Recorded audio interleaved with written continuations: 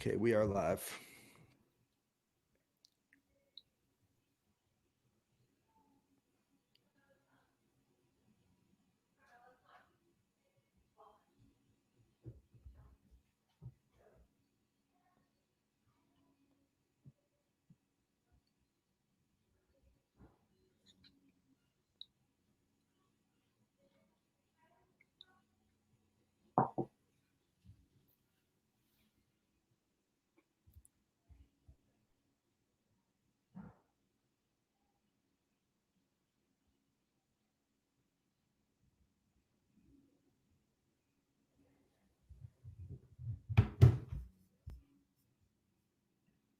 All right, come on in, everybody. Welcome to a very special edition of the Holler Hour. I am Justin Canoe with the Holler. I'm here with Congressman Jim Cooper. How are you, sir? Doing great, Justin. Good to see you, man. Always good to see you. We are at the TN Holler on Twitter and Facebook, tnholler.com. We're also all throughout the state in all these great cities. Thanks to your support, we really appreciate it. A few bucks a month goes a long way, and you can subscribe at tnholler.com, and you get a couple emails a week just catching you up on what's going on here in Tennessee. And one of the things that's going on here in Tennessee, something that is a very, very important development, one that we want everybody to really know about, is Representative Cooper and President Biden and the Democrats just passed the American Rescue Plan of 2021, a really important piece of legislation that's going to help a lot of people.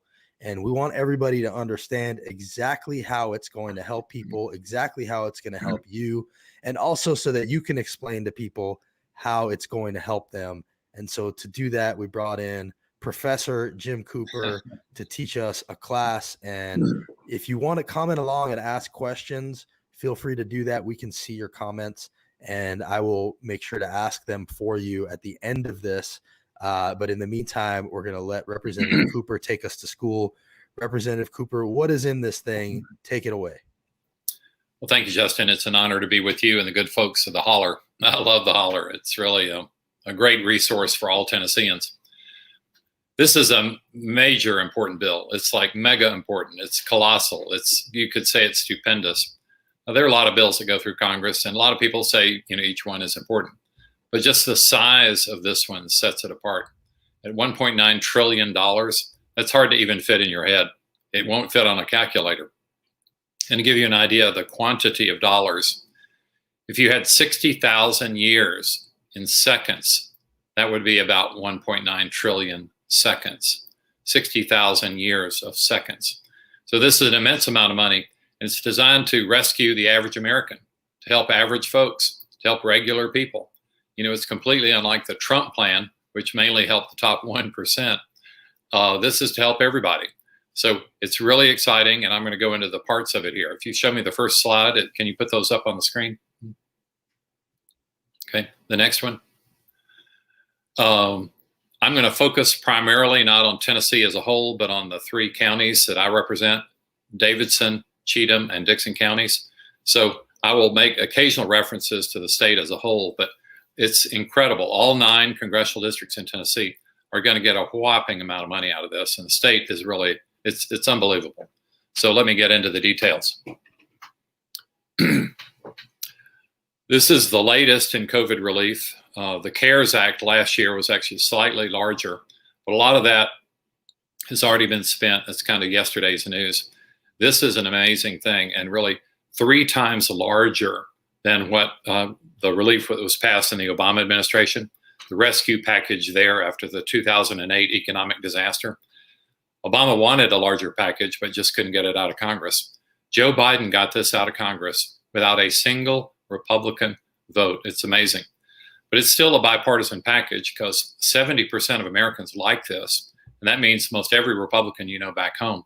Because if you look at Republican leaders like the current head of the Federal Reserve, Jerome Powell, he was all for this. He begged Congress to go big, and we did. But also Democratic leaders like Janet Yellen, the Secretary of the Treasury, and she herself was a former Secretary of Federal Reserve Chairman. So this is amazing, and it's really bipartisan, at least at the grassroots level, if not at the congressional level. Next slide, please. Okay. Unfortunately, the news coverage at the time mainly focused on what's not in the bill. And there's some things that, unfortunately, due to the Republican even split in the Senate, we weren't able to get into the bill. The $15 minimum wage increase is not in the bill, but there's something in the bill that's almost as good. It's kind of a backdoor way of achieving the same thing. It's an increase in what's called the Earned Income Tax Credit. That's a lot of words, EITC, Earned Income Tax Credit. But it's a backdoor way of achieving what the $15 minimum wage would have achieved. Also, the unemployment supplement, the federal supplement, was cut. We wanted $400. It was cut down to $300. But that still doubles the normal state benefit. The highest possible state benefit is $275 a week. This more than doubles that. So we should still be thankful. And finally, as I mentioned, it's not Republican supported in Congress, but it's Republican supported out everywhere else. Thanks. Next slide. This is a pie chart. You've seen a lot of pie charts, but this pie chart is extraordinary because even the tiniest pieces of this pie are mega huge. So let's go through. We'll start with the largest pieces. The first one you can see is $411 billion in stimulus checks. You basically should have already gotten your $1,400 stimulus check. That's going to be per month for 6 months. That's an amazing boost, discretionary income. I saw that some folks are even using it to speculate on Robinhood in the stock market, but most Americans don't have the time to speculate.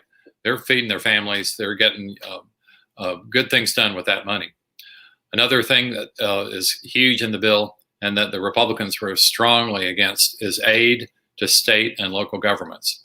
Now, why are we doing that? Because our states and our cities are limited in their ability to fund things. They cannot run unbalanced budgets, and they are threatening layoffs of school teachers, policemen, firemen, folks like that, unless we're able to make them whole for all the losses they suffered during COVID. So aid to state and local governments is super important.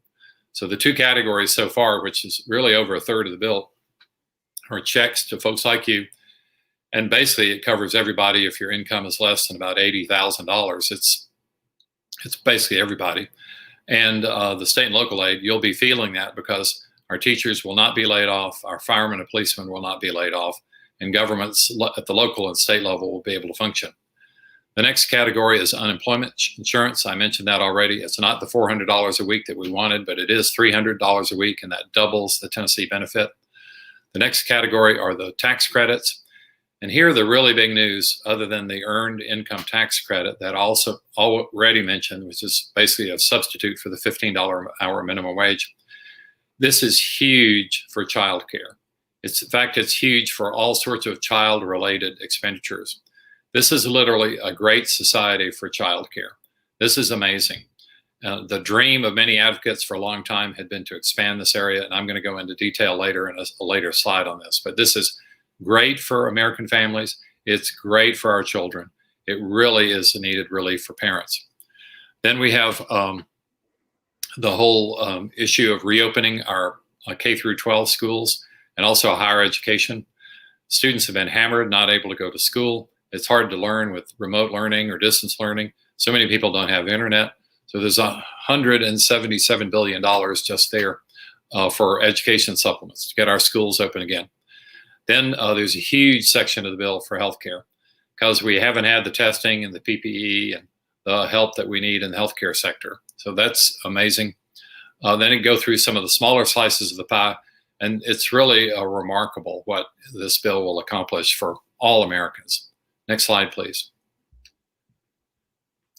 Tennessee is estimated to get about $30 billion out of this bill. And to give you an idea, that's only slightly smaller than the entire state budget. So that's a huge amount of help just for a state like Tennessee. So to put this overall law in perspective, it's colossal. It's designed to end the pandemic. It's designed to end the economic distress that we've been suffering due to the pandemic. It's going to help people survive the economy. I'm particularly proud of a section that we got added first back in December, and now again in this bill, to help our entertainment venues, especially our music venues, our bars, and our restaurants, because that entertainment sector is so important for the Nashville economy.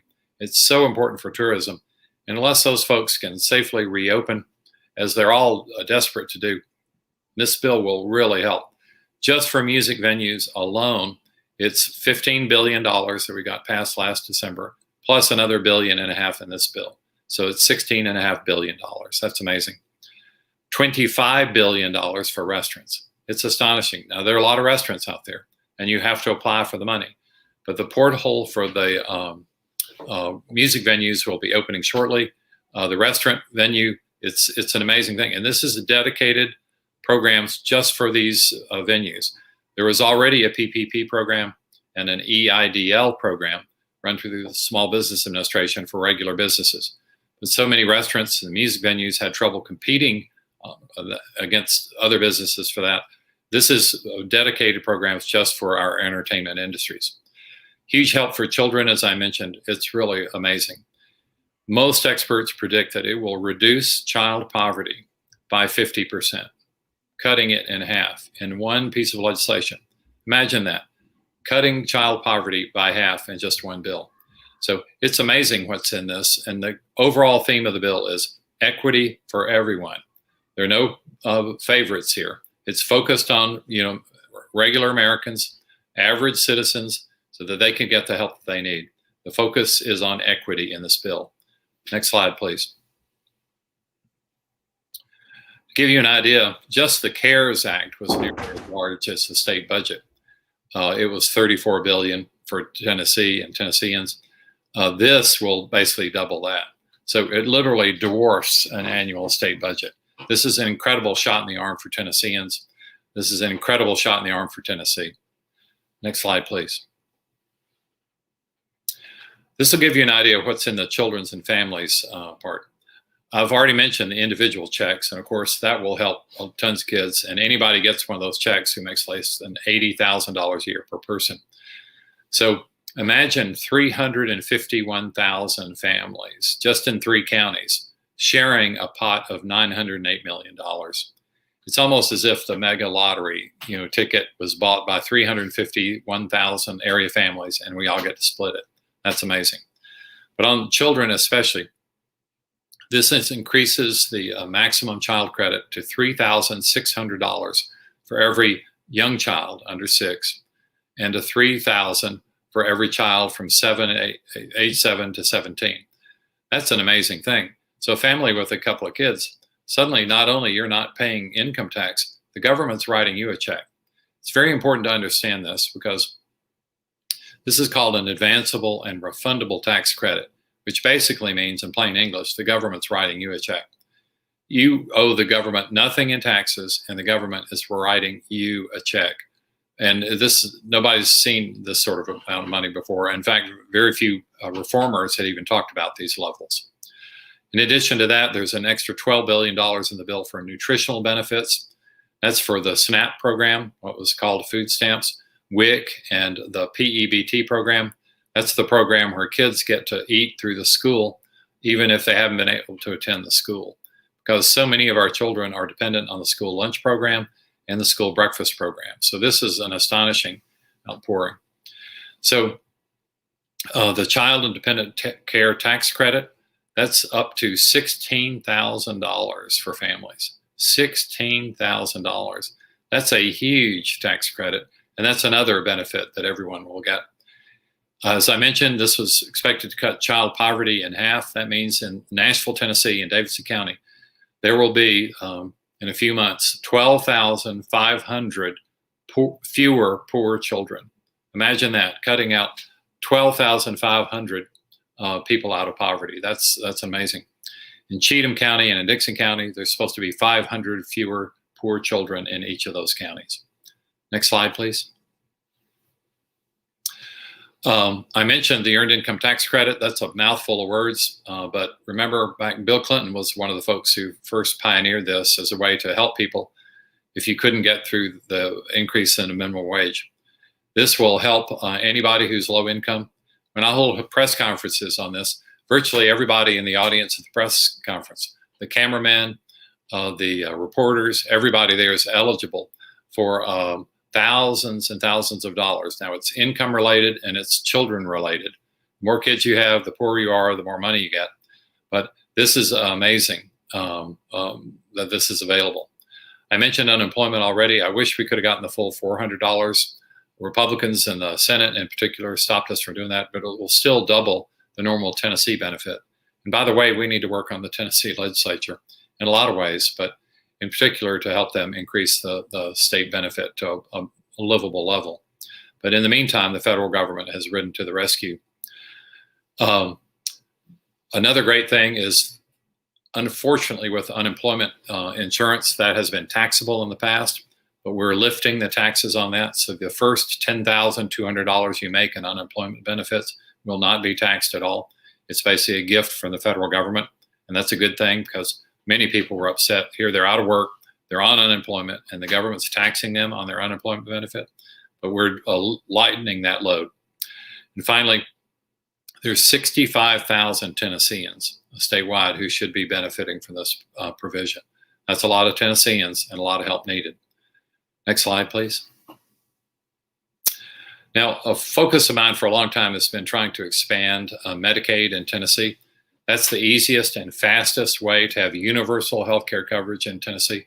Healthcare is a human right, and we've got to make sure that that happens. Now, most every other state, all the blue states you see on the chart there, they expanded Medicaid. And a lot of those are hardcore Republican states, including, for example, Mike Pence's Indiana, including new states that have come on board like Idaho or Nebraska. And you see our neighboring state of Missouri and Oklahoma, they're about to do this. But unfortunately, the states in the old Confederacy, the southern states, the Sun Belt states, have been so stubborn, and they've been punishing our poor people right in the middle of a pandemic. So the reason I'm highlighting the need that our region has, there are 12 states that are hurt, that have refused to expand Medicare. What does this bill do for those 12 states? The answer is in the next slide. This is incredible. This is the largest carrot in the history of the universe. Tennessee is being offered $830 million if we will just do one thing, do the right thing, and expand Medicaid to all of our citizens. 38 other states have done it. It's easy. It's not a partisan issue. Every time it's been on a referendum, it's passed overwhelmingly. But of course, our legislature is afraid to put it on a referendum for us. But this is amazing. And you'll see there, while expanding Medicaid does cost the state something, the state is a huge net beneficiary because the state for a decade now has been turning down a free $1 billion a year to help everyone in our state who makes between poverty level and 138% of poverty. But our legislature has still refused to do it. And they're proud in their stubbornness. But this is an $830 million a year carrot on top of the $1 billion the federal government is offering if the state will just take care of its poor people who desperately need health care. So this is an amazing feature of the bill. And I'm super proud of it. And I'm so proud they're being generous with a Republican state like Tennessee, because I'm hopeful that this will persuade our legislature that they need to do the right thing, expand health care to all Tennesseans. Next slide, please. There's a lot in here for schools and business. This is an amazing thing. I mentioned reopening the schools and the need for that. K through 12, the state is being given $2.5 billion. So Davidson County alone will get $319 million. Cheatham will get $6 million. Dixon County will get $14 million. This is an amazing thing. Every county in Tennessee will get millions of dollars to help safely reopen schools. And higher education in Tennessee, we didn't leave out the colleges and universities. Collectively, the colleges and universities in Tennessee will get $703 million. That's amazing. That's totally amazing. Our businesses are being helped too. I mentioned the special help that restaurants, bars, and music venues are getting.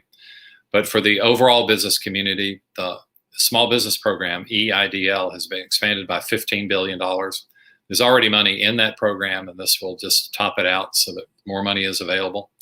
So we think that there will be plenty of opportunity for Tennessee businesses. Now, the larger PPP program, and that's furnished not through the SBA. You apply to a regular commercial bank for that program. If they approve the loan, which is fully backed up by the federal government, and it's totally profitable for the bank to make you that loan. And if you abide by the criteria of the loan isn't a loan, it turns into a grant. It's free money. That program has also been substantially expanded. And there was already money in that program, but this will top that out as well. So this is huge help, not only for the schools in Tennessee, but for the businesses in Tennessee. Next slide. I mentioned the music stages and venues. The actual window is called the Shuttered Venues Operators Grant, SVO, and that will be opening shortly. It's amazing. I've mentioned the amounts of this already. And I think Nashville probably has more music venues, more bars and restaurants than any other city per capita in the country. It's amazing. And it's really been the backbone of our economy for a long time. And so much of Tennessee benefits from this tourist money. I was talking to somebody from out of state the other day on the phone, and they're really excited because they're coming to Gatlinburg this spring, and they know it's going to be beautiful and they know it's going to be fun. So there's so many parts of our state, from Beale Street in Memphis all the way up to Mountain City in Upper East Tennessee. It's amazing what's in Chattanooga and Knoxville and Clarksville and so many great places. And these entertainment venues really help people want to come. So Tennessee is estimated to get $572 million just for Tennessee restaurants. That's amazing. $572 million just for Tennessee restaurants. So we're trying to get these businesses back on their feet. We're trying to get them prosperous again. We're trying to get the economy back so that we can reclaim our lives. Next slide, please. If there are any questions, I'd be happy to field them. It's my understanding, Justin, you were going to try to look at the chat and ask me.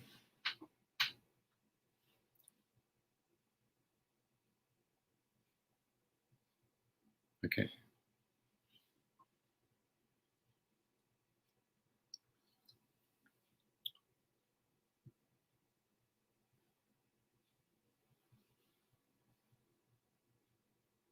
We can't hear you. Sorry about that. I was on mute. Okay. I always get annoyed when people do that, and then I did it. Sorry about that. So I was going to say there is a question that I want to ask you personally, and if people are watching, they can type theirs in the chat, and we will ask them. But the first one, I want to ask you about some people you may have heard of. One is Governor Bill Lee. The other is Senator Jack Johnson. And another is Senator Marsha Blackburn. Here's what they had to say about this. They said, Governor Lee said, "We don't need our share of the American Rescue Plan." Jack Johnson called it a disgrace. And Blackburn says it's a bailout that hurts red states and offers big blue state payday. I would just like to first point out that all three of those people are from Williamson County, which is where I live, which is the wealthiest county in the entire state by a lot. And I don't think it's a coincidence that people from Williamson County somehow think this bill isn't needed. But I want to open it up to you to address what they have to say about this. Well, Justin, I'm really glad you raised that point. That's the Republican talking point, and it boils down to this. They're really saying two things at the same time. Number one, they're saying this is too much money. Too much money. Now, they never complained about the giveaways in the Trump administration. But at the same time, they're saying it's too much money. They're saying that Tennessee isn't getting enough. Well, those are completely inconsistent arguments. It's kind of like the guy who said, I hate the food at this restaurant, but my portion is also too small. You got to be consistent. And the acid test will be this. Will they accept the money? They're not going to turn it down. They're going to spend and enjoy every penny. We just have to make sure that they distribute it equitably, because governors and legislatures have a lot of discretion on how they hand out the money.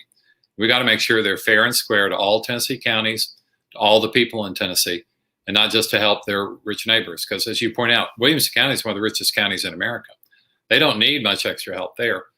So maybe we should have excluded Williamson County in the bill. But, you know, it's in there, and they should make sure that the least among us, those who need help the most, benefit from this legislation. Here's a little known fact about Williamson County. I think we are one of the two highest counties when it comes to food stamps. So even though Williamson County is doing well in a lot of parts, much of Williamson County needs this very badly. And that's something that I hope that Williamson County and Governor Lee, Marsha Blackburn, Governor Lee, and Senator Johnson will keep in mind. You mentioned the distribution of it. This is Cynthia's question. how do we make sure Governor Lee doesn't take credit for all of this? But I'm more concerned with the distribution part of it. We can use that as part of this question. But the other question I have is, how do we track what they do with this money and make sure that it gets to the places it's supposed to go? Well, there are a couple of ways. First, we need to watch Governor Lee and the legislature like a hawk. There is a fiscal committee that has been set up by the governor to distribute the money. They're kind of slow in reporting, and the state's been terribly slow in handing out the money.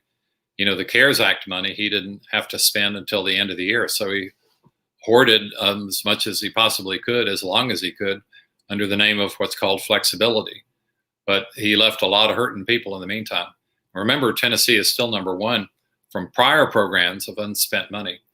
Even the Republican Beacon Center pointed out that we had $760 million in unspent TANF fund, and that's for funds for needy families. That's not a category you want to be number one in, as withholding money from needy families. Republicans claim they are pro-family. Well, they should utilize these programs to help families. So another backstop is in our office, we have a full-time person. Her name is Kara Ince, I-N-C-E.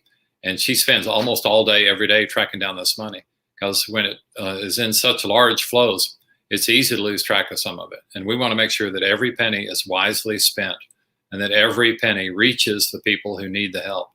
Because they're going to be scam artists in any program. They're going to be bad people. There were under the previous programs, but we're trying to keep that to an absolute minimum. Okay, one of the aspects that's really exciting about this that you mentioned is the carrot to expand Medicaid, which, just to run down a few numbers, I mean, you mentioned we lose $1 billion every year. 300,000 Tennesseans are going without coverage because we haven't expanded Medicaid. You know, I've been paying close attention for a few years now. I have never heard one good reason why we haven't done that. But what I've heard now from Lieutenant Governor McNally in the last few hours, actually, is that he seems open to the idea of doing it, but their caveat appears to be, as long as some aspects of the Medicaid block grant that they want are included. I don't know if you've heard that. If you have, is that possible? And, you know, does that sound feasible? And is that just the politics talking? Because to me, it sounds like, yeah, we'll do it, but we got to look like we got to win politically, or else it looks like we're just caving. What do you think when you hear him say that? Well, it's definitely cause for a little bit of hope, maybe not a whole lot, because when they have a 10-year record of refusing to do the right thing, it's going to be hard to believe them now. But the administration, the Biden administration, does have some leverage over Tennessee, because although the Trump administration approved their 10-care 3 plan at the last minute, as one of the last official acts of the Trump administration, they didn't approve at all. In fact, they left out a key section called GME, Graduate Medical Education, which is absolutely necessary for educating our doctors and keeping our medical schools going. So it's going to be interesting. Those programs will stop. They will collapse as of June 30th this summer, unless the Biden administration goes along. So we do have some leverage, and I'm hopeful that it's starting to hail like crazy here. I don't know what it is they're doing at your place. It's like ping pong balls, pieces of hail. Is that what we're hearing, is hail? Yeah, it's like, whoa. Wow. These are serious ping pong balls outside my windows, and that's ice. But I'm hopeful that the lieutenant governor is sincere. There will definitely be a negotiation. We don't know the outcome of that negotiation. And the graceful thing to do would be to accept the money, expand Medicaid. And then if they need to save face by saying that part of the block grant is preserved, you know, I'm for people saving face, as long as the real people who need help get the help. Absolutely. We can call it a block grant, just expand Medicaid, call it whatever you want. Call it the Randy McNally, Medicaid expansion, whatever they need to do. I agree with you there. So 2 more questions and I'll get you out of here. One is, how do we spread the word to people in especially Republican-led counties who are not going to know what's happening here? I actually asked some Republican state legislators about this, and they seem to not even know what was in this thing. So, you know, is there an effort being made in a state like ours to educate people on what Biden and the Democrats just did for them, and what Republicans refuse to? Well, I think that we rely on our news outlets like, the Holler to get the word out. It's unconventional media environment nowadays. So however we can do it, we need to spread the word. And the politics is less important here than the fact that real people are going to get real help. This is called a rescue plan for a reason. It will rescue thousands, millions of Tennessee lives who've really been hurting during this pandemic. So it's a super exciting thing. And every county will have the opportunity to share in this rescue money. So the county commissioners, the mayors, the county mayors, everybody who's in an official position, including our school board people, our teachers, our firemen. It's amazing how necessary this money is if we want to keep our economy strong. And that's one of the great backbones of America is a strong economy. We got to get people working, and we got to get bills paid, and we got to keep people on the right track here. And that's what this bill does.